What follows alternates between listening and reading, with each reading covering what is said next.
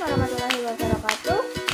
Hai semuanya, kembali lagi bersama saya. Pada kesempatan kali ini saya akan menampilkan kegiatan aksi nyata yang telah saya buat bersama teman-teman saya pada waktu kemarin. Selamat menyaksikan. Permasalahan sampah plastik semakin meningkat setiap tahunnya, menyebabkan pencemaran lingkungan yang berdampak buruk bagi ekosistem. Banyak plastik yang tidak terurai dengan cepat dan akhirnya mencemari tanah, air, serta membahayakan makhluk hidup. Oleh karena itu, perlu adanya upaya nyata untuk mengurangi sampah plastik. Salah satunya dengan mendaur ulangnya menjadi barang yang lebih berguna. Selain kepedulian terhadap lingkungan, pembinaan karakter anak-anak sejak dini juga sangat penting. Anak-anak yang masih dalam tahap perkembangan membutuhkan bimbingan yang positif, baik dalam aspek spiritual maupun sosial.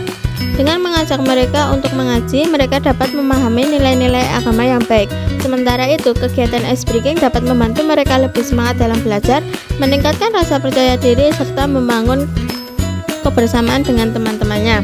Melalui aksi nyata ini, tidak hanya sampah plastik yang dikelola dengan baik, tetapi juga anak-anak mendapatkan pengalaman positif melalui kegiatan mengaji dan permainan edukatif.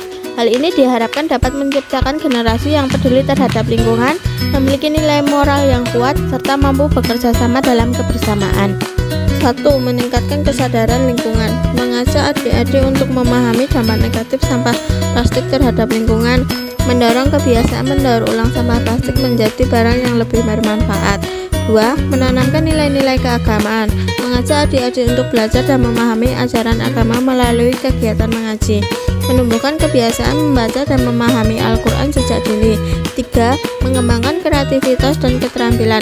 Melatih adik-adik dalam membuat produk dari sampah plastik yang bisa digunakan kembali. Meningkatkan kreativitas dalam mendaur ulang sampah menjadi barang yang lebih bernilai.